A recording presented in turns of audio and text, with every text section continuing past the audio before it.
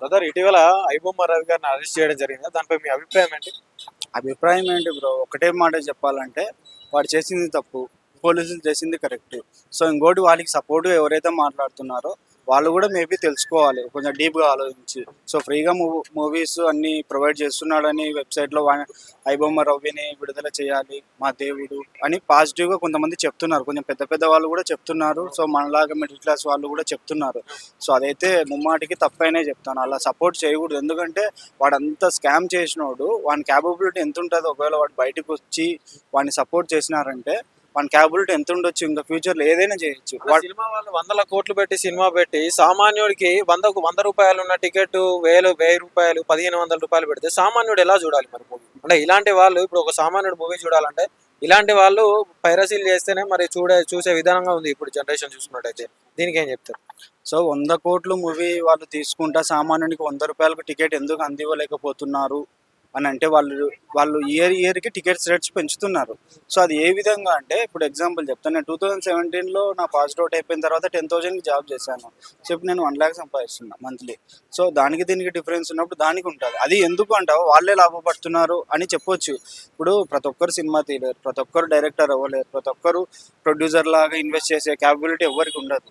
So heroines కానీ, హీరోలు కానీ, సైడ్ ఆర్టిస్టులు కానీ, సో వాటి కింద మనకు తెలిసిన స్క్రీన్లో కనపడే వాళ్ళే కొంతమంది ఉంటే దాని వెనక 1000 మంది. ఒక సినిమా జరుగుతుందంటే దాంట్లో ఆల్మోస్ట్ ఒక 1000 మంది ఒక 6 నెలలు బతుకుతారు. ఒక పెద్ద సినిమా తీస్తున్నారంటే 1000 కుటుంబాలు ఒక 6 నెలలు ప్రశాంతంగా తింటాయి, వాళ్ళకి ఇన్కమ్ వస్తుంది. అంటే ఐబొమ్మ రావు గారి మీద కొందరు కొన్ని వ్యాఖ్యలు చేస్తూ ఉన్నారు మేధావులు, కొంతమంది నెటిజన్స్.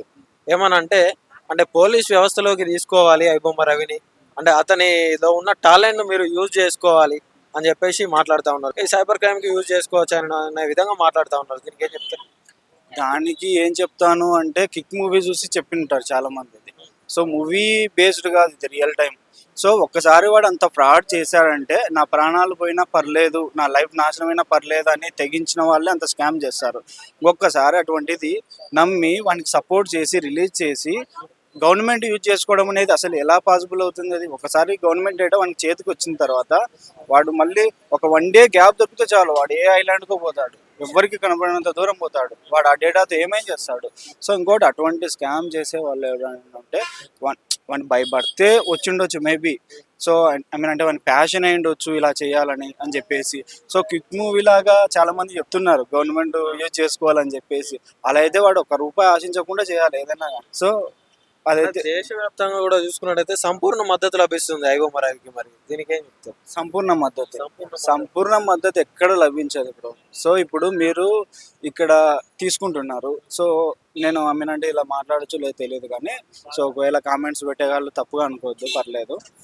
సో మీరు ఇక్కడ నాలాగా రివ్యూ ఇలా పాజిటివ్ కానీ నెగిటివ్ కానీ వాటిపైన కామెంట్స్ చెప్పండి అని అడుగుతున్నారు. సో ఇక్కడ ఉన్న వాళ్ళందరూ ఎవరు? సినిమా పిచ్చి ఉన్నవాళ్ళు, పిచ్చి అంటే ఇష్టం ఉన్నవాళ్ళు, చాలా ఇష్టం ఉన్నవాళ్ళు.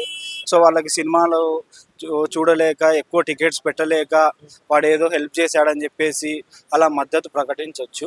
కానీ మీరు అన్ని ఏరియాస్ అడిగి ఇప్పుడు అవుట్ ఆఫ్ 10 members రివ్యూస్ తీసుకుంటే 10 members ఇక్కడ రివ్యూస్ తీసుకొని ఒక పోల్ పెట్టి సో 100% మద్దతు వాడికి అని చెప్పొద్దు. సో అంటే ఒక నార్మల్ పనిచేసేవాడిని అడగండి, వాడికి తెలిసిన నాలెడ్జ్ చెప్తాడు.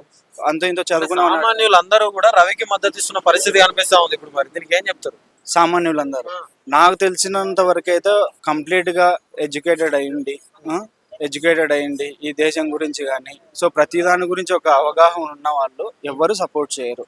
జస్ట్ మీ నార్మల్ నాలెడ్జ్ ఉన్న వాళ్ళు మాత్రము ఖచ్చితంగా సపోర్ట్ చేస్తారు. ఎందుకంటే వాళ్ళ మైండ్కి అంత ఆలోచించే కెపాసిటీ ఉండకపోవచ్చు మేబీ. పైరసీ చేయడం చట్టపరంగా నేరమే అయినా కూడా, అంటే ఇప్పుడున్న పరిస్థితుల దృష్ట్యా సామాన్యులు సినిమాలు చూసే పరిస్థితుల్లో లేరు కాబట్టి ఆయన దేవుళ్ళ కొలుస్తున్నాను. మరి దీనికి ఏం చెప్తారు? భయ్యా, సినిమాలు అంటే రిలీజ్ రోజే చూస్తేనే అవ్వదు కదా. సో ఒక 1 week ఆగితే నార్మల్ రేట్స్కి వస్తాయి, ఒక 20 days ఆగితే ఓటీటీకి వస్తాయి. ఎంత పెద్ద సినిమా అయినా కానీ 20 to 30 daysలో ఓటీటీకి వస్తుంది.